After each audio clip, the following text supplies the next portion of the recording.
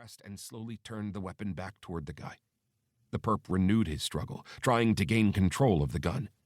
Logan rolled and slammed the suspect's head down into the concrete. He clenched his teeth and power-turned the gun until the muzzle nudged the perp's shoulder. Logan pulled the trigger. The man screamed and released his grip. Logan rolled off the guy and the suspect moved away, moaning in agony. Gunfire echoed between the other suspect and his team.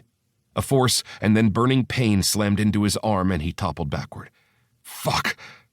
Even through the burning pain, he kept his gun pointed at the moaning suspect. Boss, fuck! Felix shouted and he heard the panic in the man's voice. Stay put, he barked and let out a breath he'd been holding.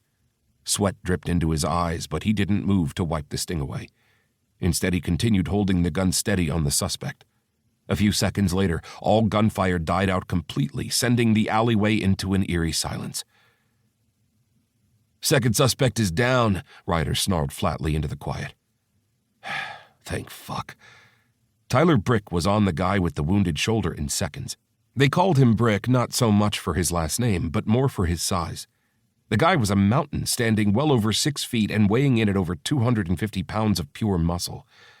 His clients felt very safe when Brick was on the job.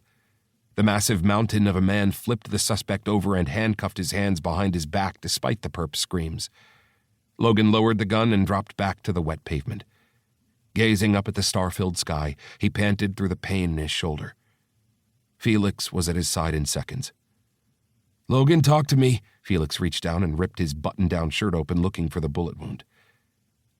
Hey, that was one of my good shirts, he bitched. You're shot, Felix scowled, helping him to sit up and lean against the tire of the brown car. Yeah, in the arm, he groused back, fingering the tears along the buttonholes. Felix dropped the shirt tails and instead tore off the shirt's arm. Logan snorted and Felix shot him a furious glare and then tied the torn shirt sleeve around the wound before sitting back on his haunches. Jackson and Ryder came jogging down the alley. Where's the other guy? He squinted. Ryder pointed at Jackson. Headshot. He's gone.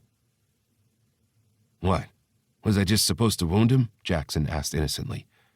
All tattoos and attitude, the hot-as-fuck long-haired bodyguard cracked his neck and smirked. That the other guy was dead didn't surprise him. Jackson was one of the best shooters he'd ever come across. Ambulance is on its way, Ryder murmured. I don't need a damned ambulance. He frowned and moved to stand up. Only, he couldn't manage it when the world swayed and dipped. Felix reached out and gripped him around the shoulders and brought him back down into a sitting position. Truthfully, Logan was glad for the help. Chapter 2. Macy. What's good? Macy stopped tapping the pencil against his pursed lips and glanced up from the order form. The tablet was more of a prop. He didn't really need to write the order down to remember it, but the cook in the new kitchen appreciated it. While Bailey's Cafe specialized in flavored coffee and baked goods, they had had a new kitchen put in after the fire. The fire had demolished half of the front room and needed rebuilding anyway. Macy was just glad nobody had been hurt. The place really did look nice since his boss, Logan Cobalt, had put the cafe's manager in charge of fixing up the place. And even though it sucked that Justin's psycho ex-boyfriend had tried to burn the cafe down last Christmas, Macy had to admit Ashley had done a brilliant job with the remodeling. Hello? Oops, sorry. He plastered on a wide smile, knowing it accentuated his full pink lips. For good measure, he widened his charcoal-outlined eyes. The man at the table smiled at him. Today's special is fish and chips. I'll take that. The man drew in a quick breath and gave him a flirtatious smile. Almost tempted to stay and flirt away his lapse in customer service, Macy turned away. No flirting with customers. It was one of his rules. Besides, he already had his eye on a certain someone. Jotting down the order, he tugged his buzzing cell phone from his pocket. The number and short text message sent his stomach dipping. Check in. Reaching the counter located in the back near the pastry and coffee area, Macy slapped the order on the marbled granite surface. I'm taking a break, he told Ashley.